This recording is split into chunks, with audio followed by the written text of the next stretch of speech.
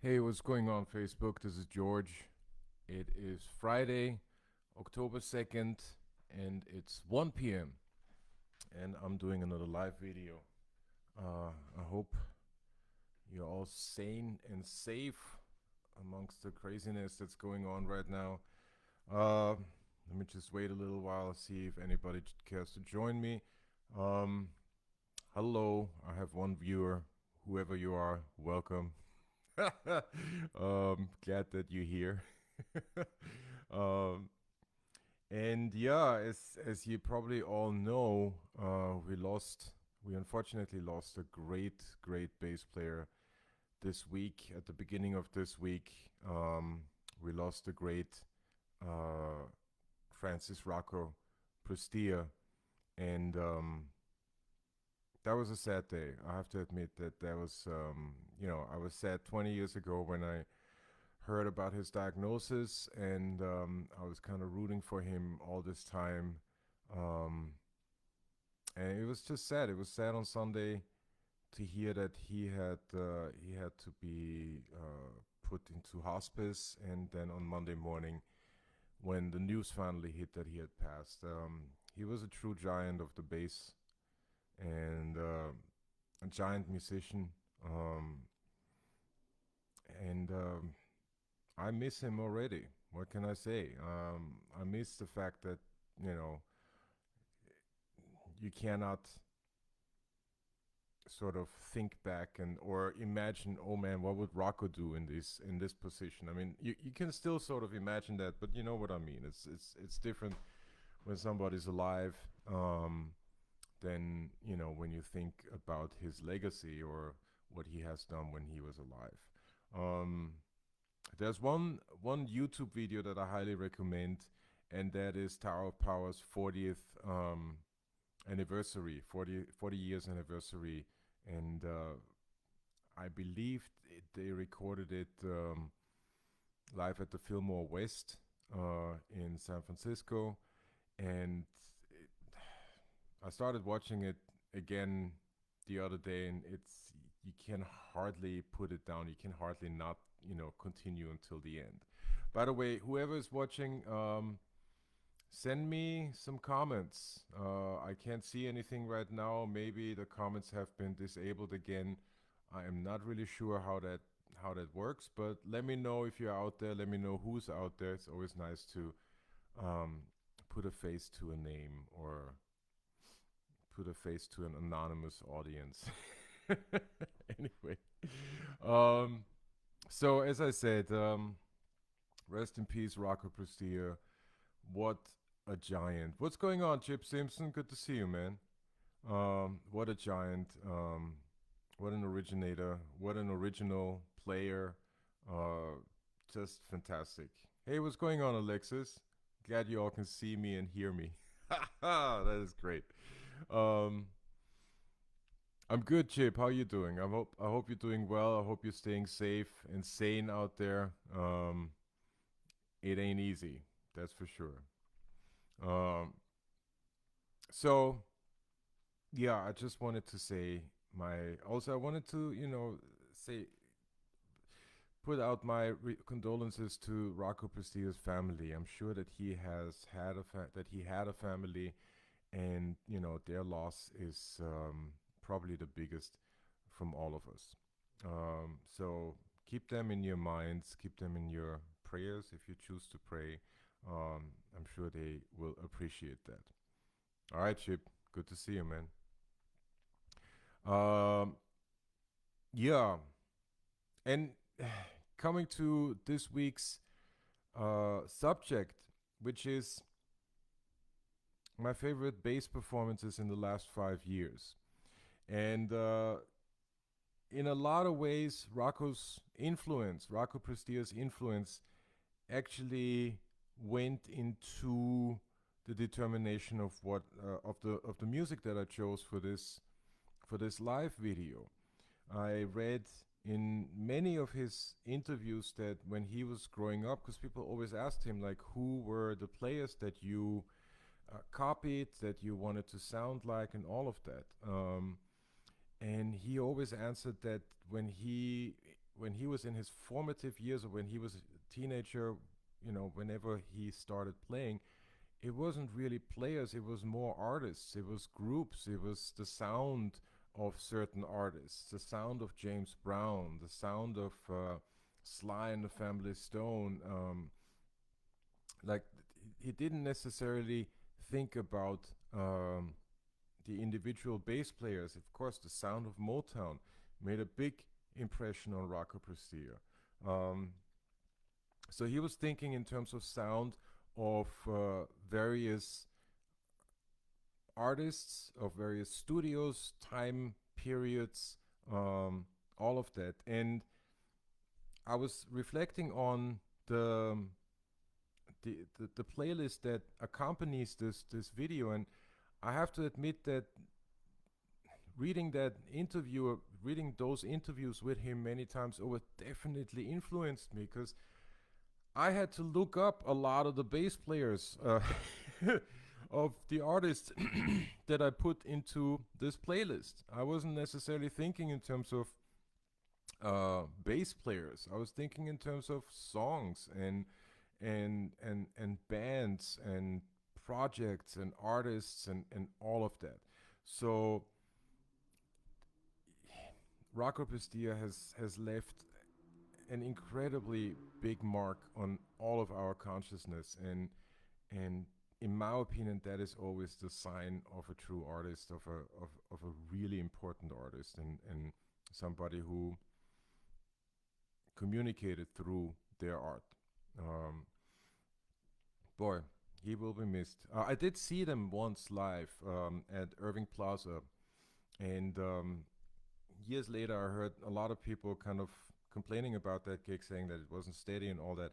I That was my one and only time that I saw the mighty Tower of Power, and Rocco was playing bass, and Dave Garibaldi was playing drums on it, and didn't seem like it wasn't rock solid. It was exactly that. So yeah, that was my one thing. Hey, what's going on, Belle? Good to see you. Um, but coming back to this week's subject, yeah, my favorite bass performances in the last 5 years. I think, and as I said in the description of the video, we musicians, and or perhaps this also can be said of the quote unquote normal consumer of music, whatever that's supposed to mean. I'm not a big fan of the word normal. Um, hey, Ryan McBride, good to see you. Uh, so, why is it that we always look back for inspiration? Look back, into different time periods for inspiration.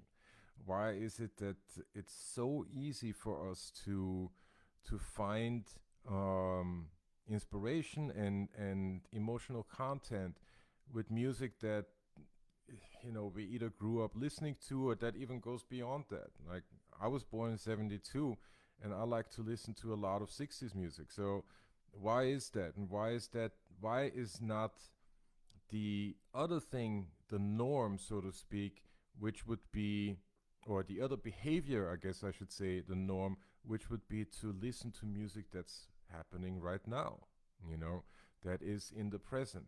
Um, why is it that we have to, and I don't know whether, I am putting my personal thing on all of y'all's listening behaviors, but I definitely, from conversations with musicians, I've definitely noticed that it is, 100 times easier to go through every minute detail of the snake pit of Hitsville, of the composition of the floor, tape machines, instruments, gear, players, and it doesn't really matter which genre. I mean, it could be R&B, it could be jazz, it could be pop music. We know there are books written about uh, the equipment of the Beatles, and what strings George Harrison used versus John Lennon, and what amplifiers and all of that. So, but you know,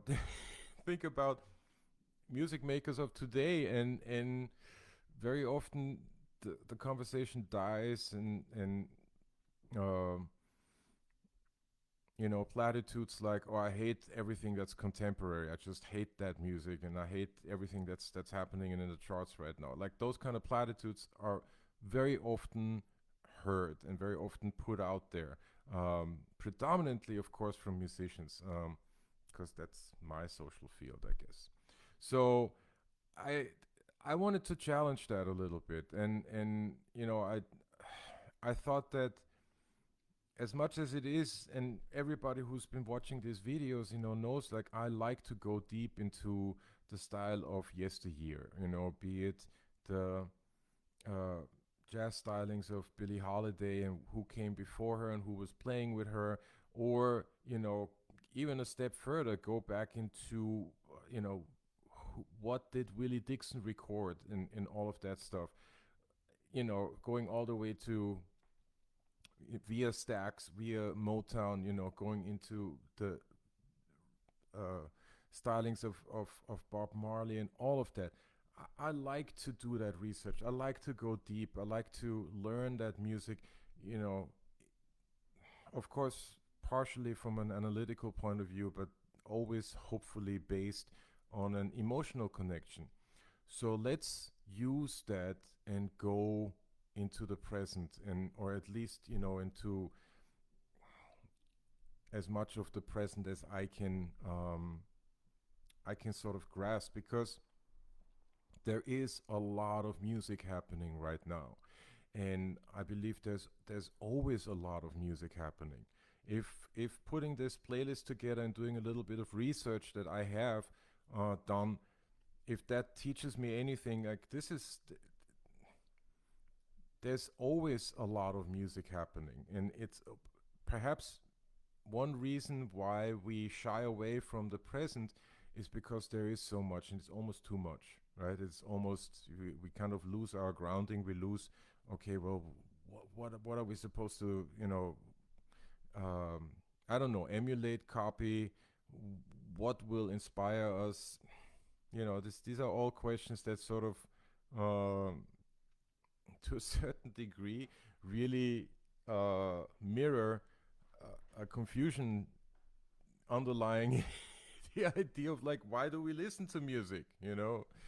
Do we only listen to music out of a sense of nostalgia, um, or is there something else? Is there a way for us to connect to pop music, um, that is perhaps more immediate, and contemporary and up to date, and you know the minute you start thinking along those terms, or at least the minute I started thinking along those terms, uh, connections between, say, music and dance, um, music and other forms of expression became very obvious, and couldn't be denied anymore. So that I also find interesting. So all of these thoughts were going through my mind when I put the playlist together, and when I kept listening to it.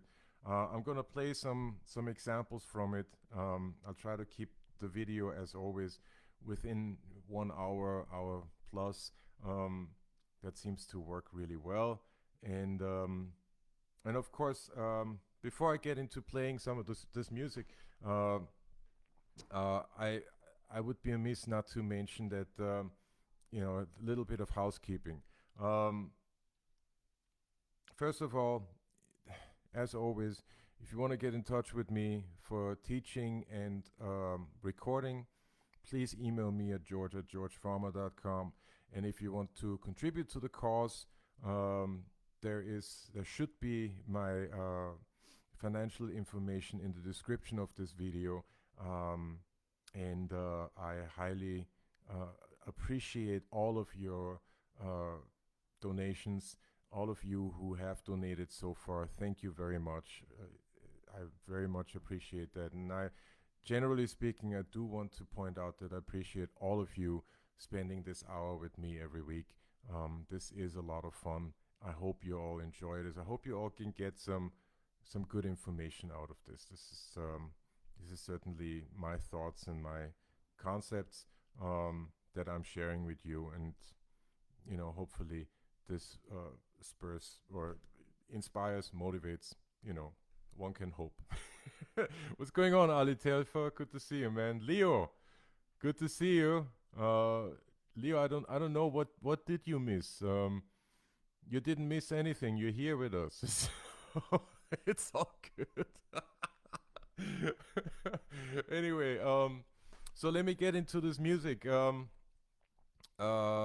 the first artist um, goes by the name of Cautious Clay, and the song.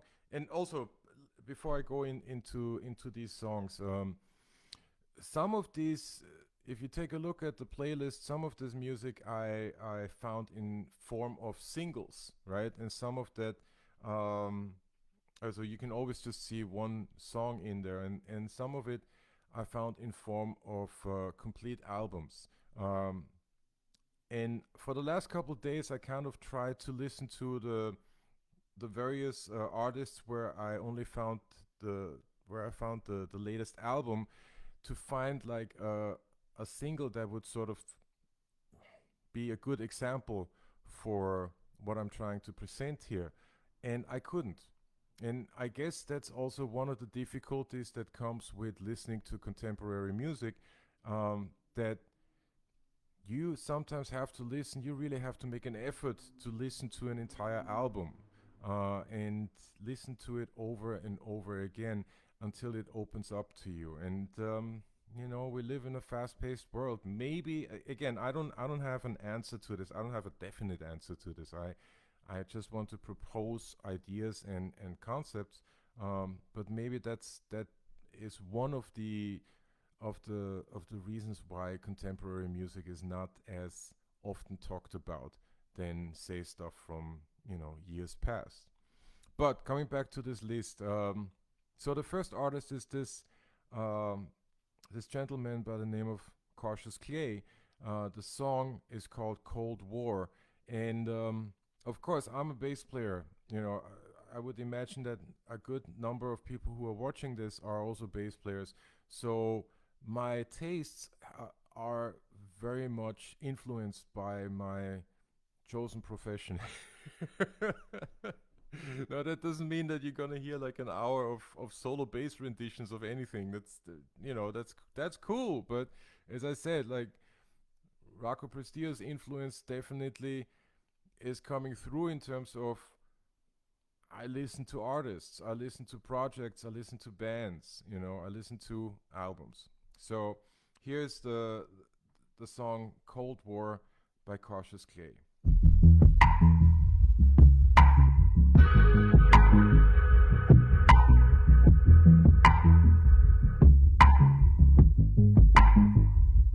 Yellow tinted lenses in a pink gelato. Falling out the window, hit me back tomorrow. Will always be the one tough act to follow. Cause we aiming for the stars with a pointing hollow. Feeling these songs like a Jackson Carlos. So there we go. Cold War by Cautious Clay. I highly recommend listening to the entire album. There is a plethora of new sounds, of new ideas coming through. Some of some of them, probably remind you of music from whatever it reminds you of, because those are your memories, not mine. Uh, but one thing that I did notice was that with this contemporary music, and again, I'm speaking from the point of view of a bass player. All of a sudden, this is 2020, and it's not just upright bass and electric bass. It's not just electric bass fretted and electric bass fretless. All of a sudden, there is this addition of synth bass, or there is this addition of bass frequencies that come via samplers. We have one of those later on. of highly what's the word I'm looking for, processed bass sounds. And I can't help but say that as a bass player, that now it gets really interesting, you know. And I would imagine it's the same for every instrumentalist and or singer, because you know you could probably hear that there was an effect on his voice as well.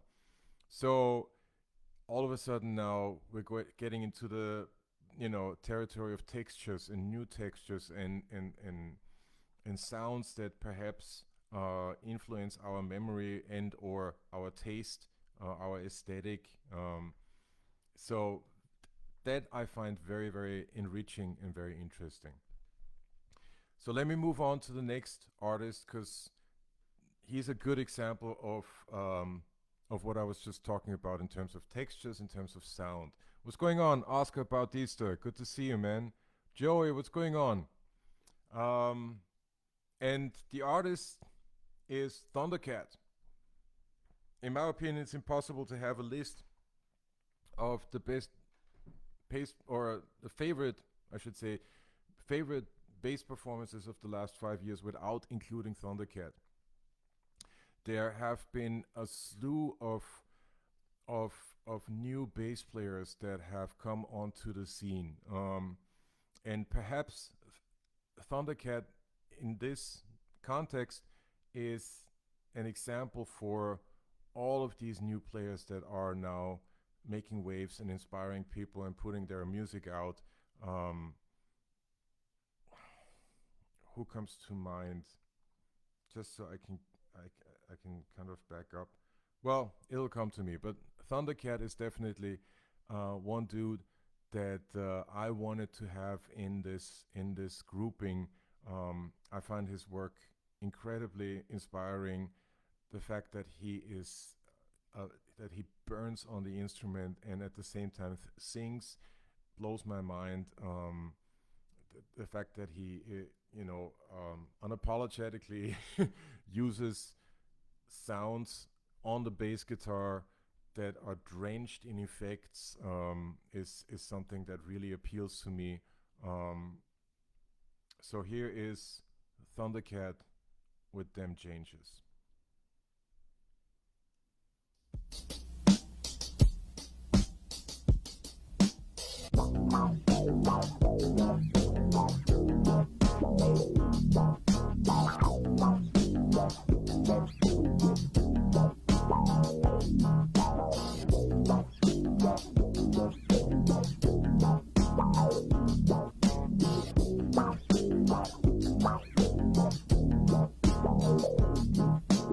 Nobody move, there's blood on the floor, and I can't find my heart. So there you go, Thundercat, them changes.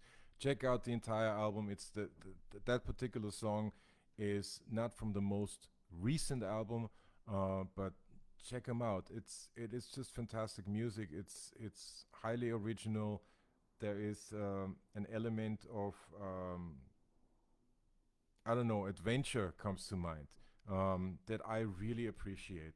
Uh, and yeah, it takes time to get into new artists. It takes time. The first time I heard Esperanza Spalding, uh, I of course you're blown away by the technical abilities, but did the music necessarily speak to me? Perhaps not. But then after some time, I was like, man, this is incredible, right? So it takes time, and perhaps this video this week, my Viennese is coming through, um, is also a testament to take time and listen to albums. Um, there was something that I intended to say last week with the Sting video, and there was this quote that I heard Branford that came from Branford Marsalis, which and I'm probably butchering it right now, but he basically said something like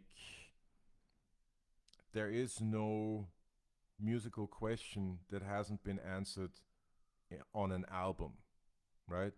So in other words, he's urging people to listen to albums, and I guess in a way I'm doing the same with this week's subject matter. Listen to albums and listen to contemporary albums. You will be surprised by the originality and the amount of new material that is out there. It's really breathtaking. Moving right along, here is an album by a keyboard player by the name of Scott Kinsey. And he came out in this is either, I believe that this came out last year, with an album that was sort of a tribute to the late great Joe Zawinul. I believe the album is called We Speak Lunivarts, which is Zawinul spelled backwards. Um, and he has a number of bass players on it. Uh, Hadrian Furrow is on it. I'm blanking on the other two. Jimmy Earl is on it. And then, what's his name? Anyway, another bass player is on it. Six string player plays upside down. If anybody cares to check at that. What's his name? Jimmy something or another. I just can't think of his name right now. Anyway, I highly recommend the album. In my opinion, they did a great thing by, presenting a tribute album to Zawinul, who, in my opinion, is a giant, was a giant musician. And, I say this with no, of course, with a sense of pride that since he came from Vienna as well. Nevertheless, they took Zawinul's output from Weather Report and also from the Zawinul Syndicate, which was the band that he had in the later years, which featured Victor Bailey on bass, and before him, Richard Bona.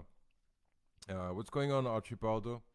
And I believe Etienne Mbappe was in that band as well. So they took a lot of all of this music and kind of reinterpreted it, and Scott Kinsey put it out under his name, and I think they did a fantastic job. So here's a quick excerpt from We Speak Lunivarts, and this is the song Where the Moon Goes, which was originally a Weather Report song. Weather Report part Mark 3, perhaps, with Omar Hakim and Victor Bailey. And that, yeah, you can hear it. I think the original is in the Live from Japan, Live from Tokyo album. Anyway, here's Where the Moon Goes. Check this out.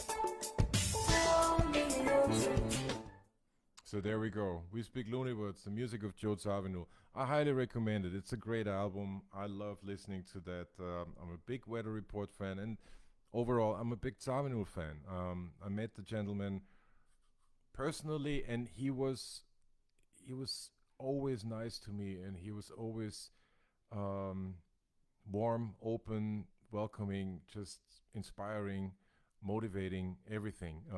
So I highly recommend this album by Scott Kinsey. It is also just an interesting uh, way of hearing bass players nowadays interpret the music from 20, 30 years ago. Um, I think that alone is already worthwhile checking out. Moving right along, here is an album by one of my favorite piano players of all time, and that's Ahmad Jamal. And I believe a couple years ago he put out this album called Marseille, which featured his band at the time, his then band at the time, with the great Jim Kamak on bass, Herlin Riley on drums, and the awesome Manolo Pedreno on percussion. Um, and This morning, while I was working out, I was listening to the album again, and it just struck me that Ahmad Jamal is now in his late 80s, early 90s, and he is making music that is as contemporary as people my age and younger, and that is an incredible feat. Where so many artists are kind of stuck, um, perhaps rightfully, perhaps not, but don't necessarily push themselves anymore. Here is this dude, and he just continues pushing himself and continues reinventing himself and finding new avenues, and that alone I find very inspiring, and it's the proverbial kick in the butt that we sometimes need. There's just no two ways about it. So here is the instrumental version of the song Marseille from the album Marseille by Ahmad Jamal, and even though I'm trying to keep the musical snippets under a minute. um, when you have a chance, listen to what Manolo Badrena, the percussion player, is doing. I know the video is called Favorite Bass Performances, and in as much Jim Kamak is second to none, but Manolo Badrena is doing something that I have never heard percussion do, and I think that needs to be pointed out. So here's Marseille.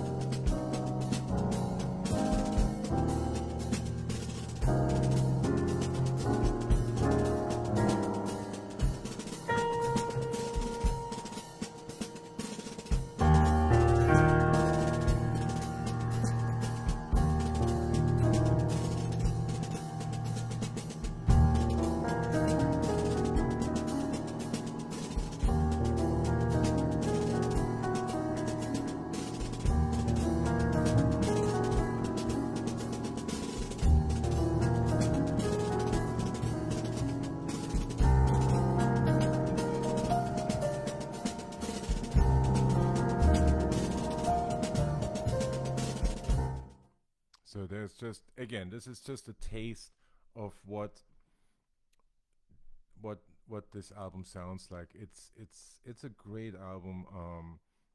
It's a great contemporary jazz album that for most of it, most of the 45 or 50 minutes, however long it is a compilation of instrumental tunes, and then he has the song Marseille in exactly three versions: one with a rapper, with a French rapper, one instrumental, and then one with a lady singing.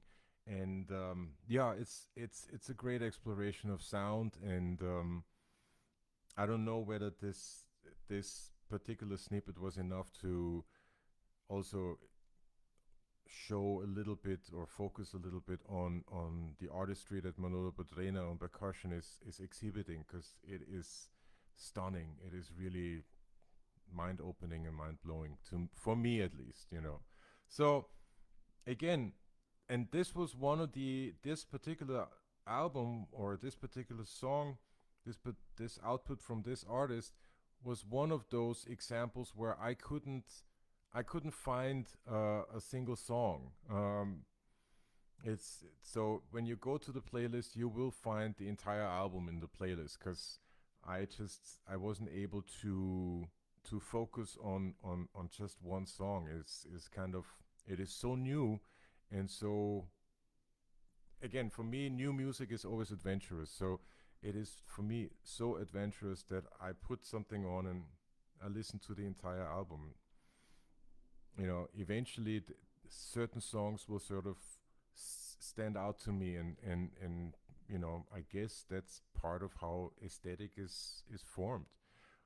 Hey, what's going on, Buddy Williams? What's how you doing?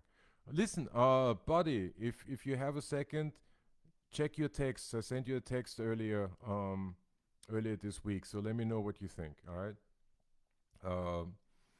So also, there's one thing that I wanted to say and speak to, um, and I'm not a scientist. I'm a bass player. I'm certainly not a neuroscientist or someone who has any specific knowledge of what it takes, or what our sensory abilities are, uh, you know, especially when we are growing up. But I did read this article about that basically breaks down why is it that music from our youth sounds better to us than contemporary music. And apparently, it might have something to do with our senses developing, in our teen years, and right around the time when our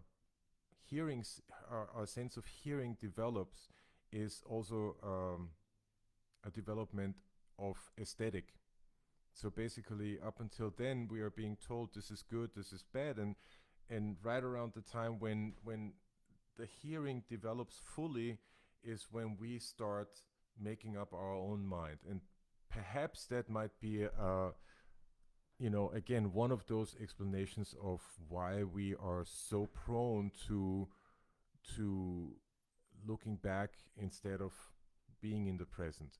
Um, Again, I don't have an absolute answer to this. Perhaps there is no absolute answers. Perhaps there is only these ideas that influence us and influence our sense of aesthetic. Let me go to the next one. Oh, this is a good one. So this particular project is called R&R equals now, and from what I understand, um, the keyboard player, piano player, Robert Gasper, is one of the main actors in this project. I happened to see this particular band live in Los Angeles in 2018 when Ain't Too Proud was there on their pre-Broadway tour. Um, and Me and some cast members were at the concert, and at least for me, this was the first time hearing this particular band. Um, Needless to say, I was blown away. It was I had never heard music like this before, um, and it was just it was really incredibly exciting. Aside from the individual's uh, contribution, he had a slew of special guests come in. He had Herbie Hancock sitting in, Layla Hathaway. I'm trying to think of who else, but those two come to mind right away. I know that there was somebody else. I just can't think of the name right now. Nevertheless, R&R, which I believe stands for reflect and respond equals now, is a particular project that's comprised of Robert Gasper on keyboards and Derek Hodge on bass. Um, I forgot who the trumpet who the drummer is, and I believe there's a trumpet player by the name of Christian something or another in there as well. Check that out. I'm not here to give you exact information. I can only offer ideas. But check out R&R equals now. They do fantastic music. They make fantastic music, and it's new. It's there's yeah, it's very exciting and extremely adventurous. Check it out. No, there we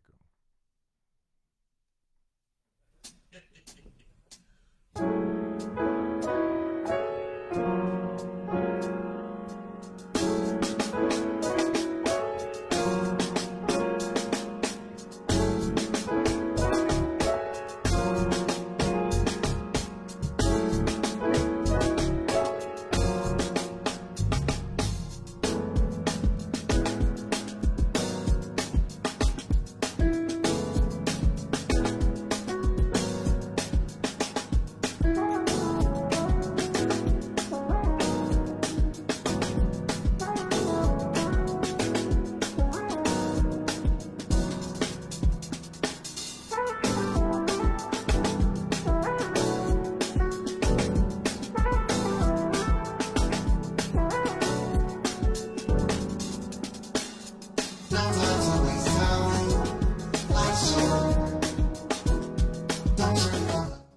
there you go. R&R equals now, in my opinion, a fantastic album.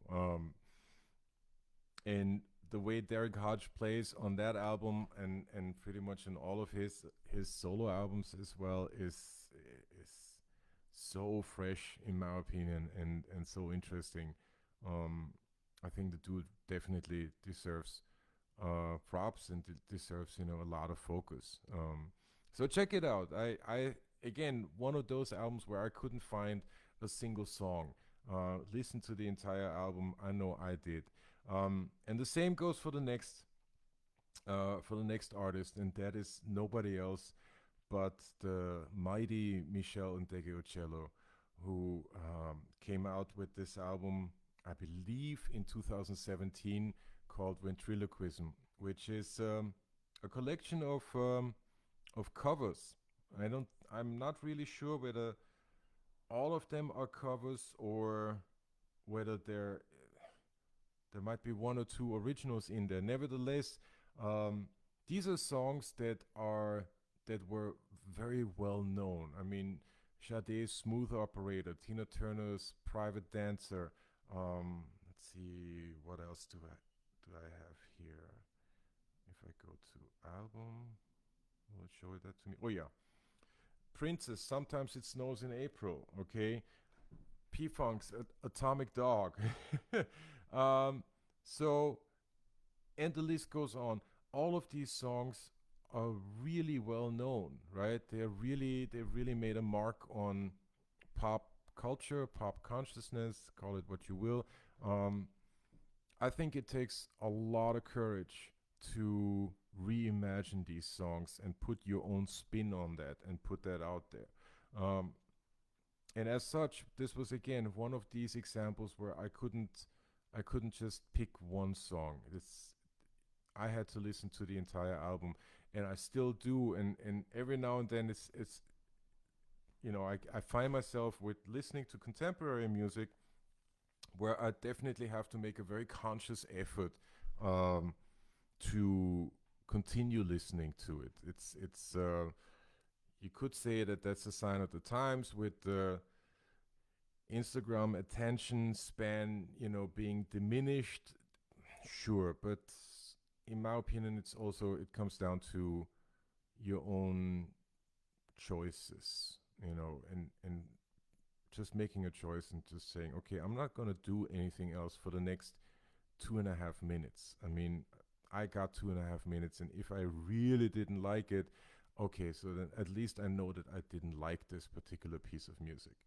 But this is definitely something where I was challenged to listen to the entire album, and because I know these songs very well, I remember when they came out, and any kind of reinterpretation is already filtered through my own aesthetic. So now, as Jaco Pastorius in the video says, let's keep an open mind. Um, Not only let's keep an open mind, let's open our minds. That would perhaps be my addition to that. And as such, this album was just, I believe, fantastic. It's just fantastic. So here is, let me see, which song did I? Here's a song called Night and Day from the album Ventriloquism by Michel Ndegeocello.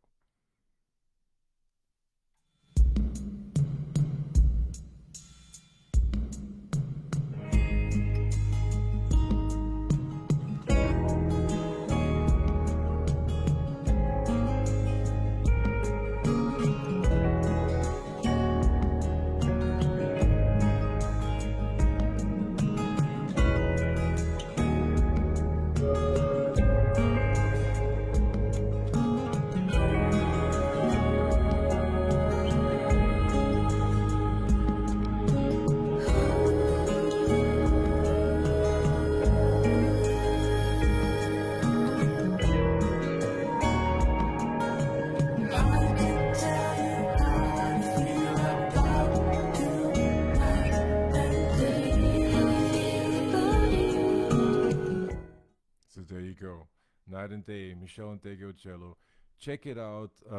It's obviously reminiscent of the album Bitter, which is my favorite Michel Ndegeocello album. But yeah, that's not even that's probably not even doing it justice because there's a lot of influences obviously in this music. Um, the next the next artist or the next band is somebody who I've shouted out now many times over already, and that is the Tedeschi Trucks band. I am a fan of that band. I think they sound great. I think the idea of a contemporary music group being 11 pieces strong is already something that deserves praise. um, and the fact that they, at least in my opinion, have kind of taken the the the example of the Allman Brothers and are running with it. In terms of constant playing, constant live playing. That of course is now due to COVID-19 has been interrupted, but you know, constant concerts, um, always on the road, always putting albums out is perhaps an old-fashioned way of making music, but the output itself is then very contemporary because they manage to not repeat themselves. They manage to include a lot of influences that you know at least I had never thought of or people had not heard of before. So um, I give them a lot of credit for that, and they have I believe they have now 3 live albums out. I'm a big fan of live albums as well. This is from their second one with the mighty Tim Lefevre on bass. The first one had the great Oteil Burbridge on bass, which is mind blowing. Seriously, it's just it's the kind of like when I listened to that one, I had to put it down because it was to a certain degree intimidating. What Tim Lefevre is doing here is second to none, um, and I wanted to shine a light on this album because it is within the last 5 years that this came out. So check this out. This is a song called "Just as Strange" from the Tedeschi Trucks band live album, I believe, live at the Fox Theater. Check this out.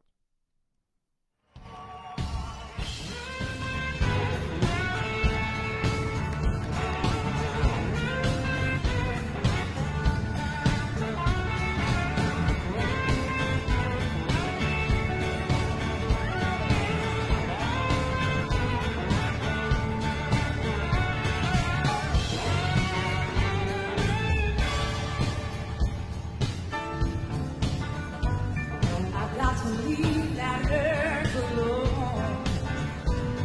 When I lay down the stairs, come on. Oh, I face the devil on my own.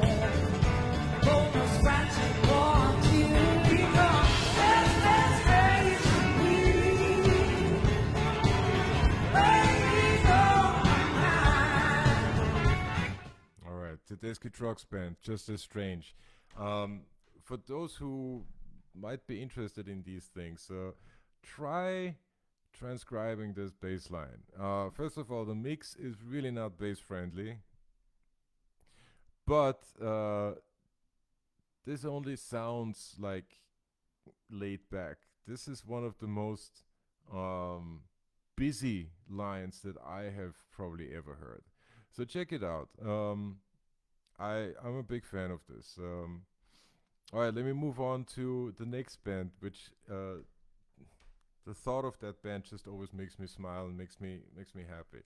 I happened to see them. I saw them live in Toronto again on the pre-Broadway tour with Ain't Too Proud, and in 2018, the last leg of that tour was in Toronto, and I saw this band in a small club with perhaps I mean it was full. The club was full, but certainly seating no more than 100 people, and so probably less than that.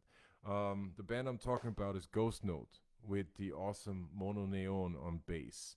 Um, Check this dude out. His playing is fantastic, and again, as I said earlier already, um, I couldn't help when putting this list together. I couldn't help but think in terms of bands or in terms of projects, not necessarily in terms of bass players, but in terms of entities that are bigger than just one individual. Um, there's something to be said for that. This particular band, Ghost Note, comes out of the Snarky Puppy group. And imagine, at least that's what their music sounds like to me. So imagine a, a mix of someone who has listened and loved Return to Forever a lot, okay? Mix that with someone who has listened and loved to Jay Dilla a lot, okay? And you got Ghost Note. And talk about fresh and new and modern and adventurous and fearless. And that's perhaps the most inspiring attribute about their music and about them making this music. There's a fearlessness. There's a we got this. We will not be intimidated by our ideas. That's a big takeaway for me. So this is the song Swaggism from Ghost Note.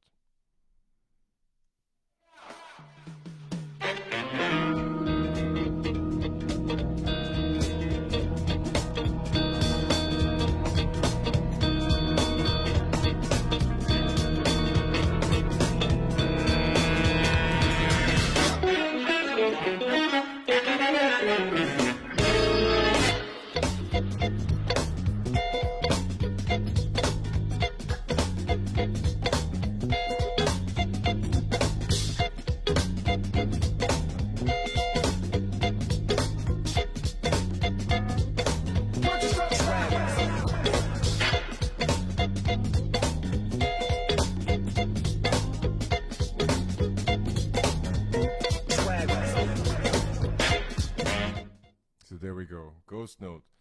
Song's called Swaggism. I think the album is called Swaggism as well. I highly recommend checking them out. And of course, they are not the only ones who have made, fresh, new, modern instrumental music. Fearless Flyers.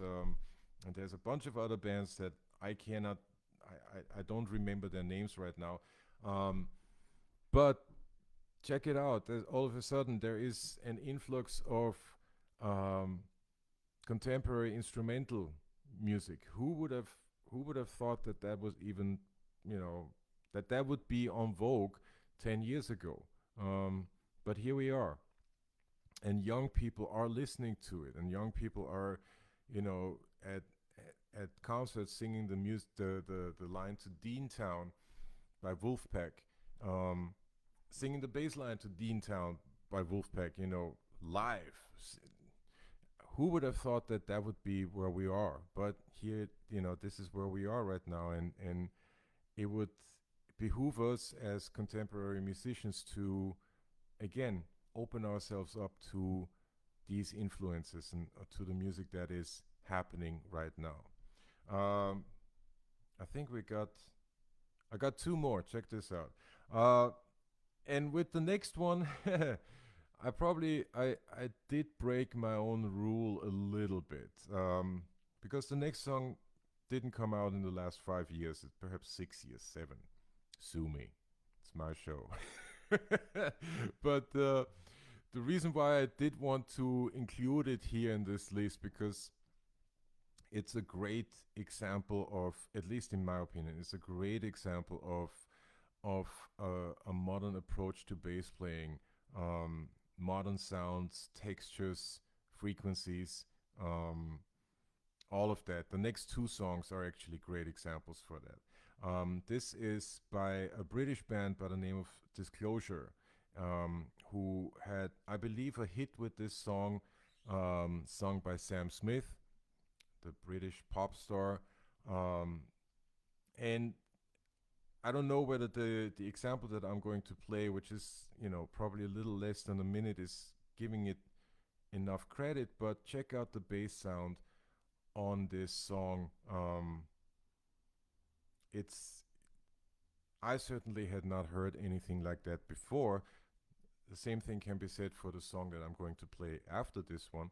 Um, but there's a lot that goes into that, and I appreciate all these textures, and I find that idea of of a textured bass sound in pop music incredibly motivating, incredibly inspiring. Um, so check this out. This is the song "Latch" by Disclosure.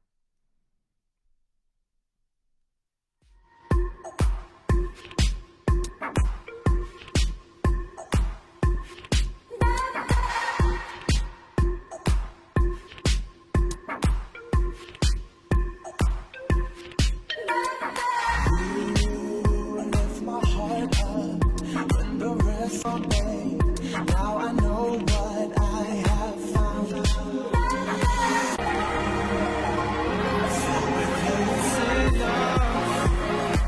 I wanna lock up your love. Think we're close enough. Lock up your I got you in my space. I won't let go again. Got you shackled in my embrace. I'm latching onto you. So there you go. I had to cue up a little bit because they don't use bass in the first verse and pre-chorus. It comes in the first chorus. Check this out. This is, one of those examples of processed bass sound that I find extremely hip. As I said, the next song is also one of those examples. And before I move on to the next one, I also want to point out that that idea is not necessarily new, all right? And as an example, I present not that you guys don't know this, but the song "Solid" by Ashford and Simpson with the great Francisco Centeno on bass. That is live bass. Solid has live bass.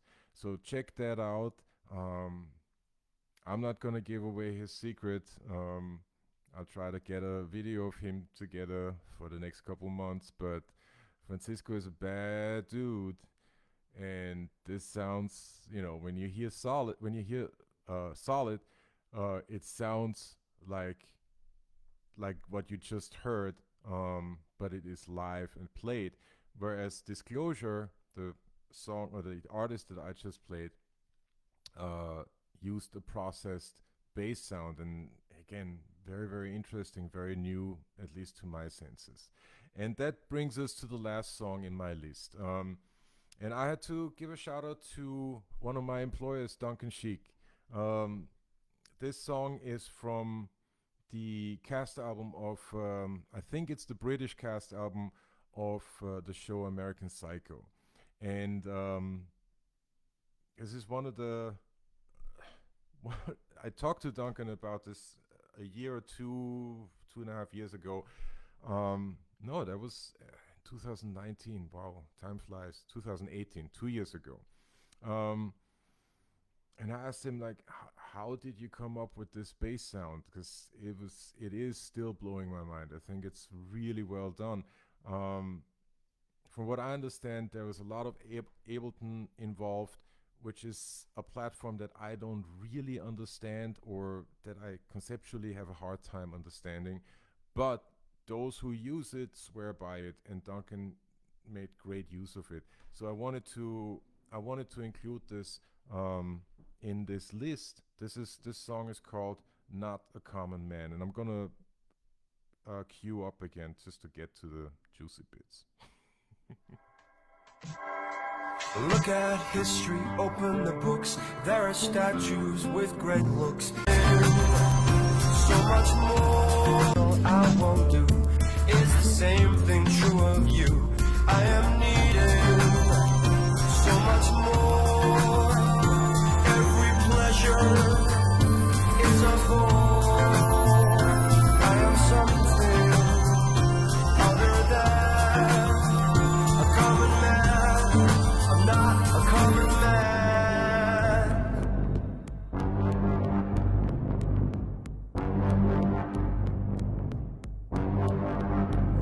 what you suspect. I'm one of you. I can show you something new. All the constraints. So there you go. A Broadway cast album with contemporary sounds. Who'd have thunk it? I mean, incredible. I hope my sarcasm is being heard. I mean, that's exciting to me. Okay, that is exciting. There's sounds here. There's concepts here. There's music being played here that is out of the ordinary, and hopefully inspires, hopefully motivates, and hopefully opens your mind. I know that for myself, it definitely opens my mind. What does Joey say? American Psycho. Wish there was a cast album of the Broadway production. Yeah, I never saw the Broadway production, but I believe that this cast album, that's the London cast recording. Check it out. Um, Again, for me, it's a really good example of making use of our sensibilities and our aesthetic in the year 2020, 2019, 2018, whenever this was recorded, um, and being contemporary and not constantly looking towards the back, towards the past, I should say, um, looking back towards the past. I find that interesting, and I think that there's a little bit of stretching the envelope happening, and as probably always, um, and the more you stretch, the more resistance there is going to be, but the envelope is always going to be stretched because time moves forward. Um, so I think that's it for me for this week. Again, I wanted to present a couple thoughts, a couple concepts and ideas uh, when it comes to listening to contemporary music, and these were sort of the, the way to put this under one umbrella was to find my favorite bass performances in the last 5 years. Um, as I said, we've lost the great Rocco Prestia this week, and his influence in terms of listening to albums, listening to bands, listening to entities that are not single individuals, in my opinion, can be heard, can be felt in this list. Because I wasn't thinking in terms of just bass players. I was thinking in terms of groups, and that is something that he has always pointed to in interviews, clinics, whenever he was asked about what inspired him. Um, so perhaps, put on your favorite Tower Power album, and then listen to some contemporary music, whatever it is, whoever the artists are. I really don't care. It's going to be valid because you listen to it. All right. So maybe that's a good thought to leave you guys, ladies and gentlemen, with. And as I say, every week. Oh yeah, one thing I wanted to just shout out, because we have some interesting stuff coming up here on the channel. Next week, I'm back to the usual time at 3 p.m. And I'm gonna be talking about playing bass behind a singer. I call it having the best seat in the house. I'm not the only one who says so, but it is perhaps the reason why I play music, is because I like to play behind singers. Um, so there are going to be examples of that. I haven't really thought about it that much yet, but I'm sure that I'll spend an hour talking about it. And then on October 16th, I have what I call Broadway Uncovered, which is going to be a panel video consisting of various bass players who have played some of the biggest shows on Broadway. And I wanted to shine a light on them and show them, because perhaps that also will inspire other people to make musical theater playing part of their career choices or part of their career paths. So October 16th, Broadway Uncovered Part 1.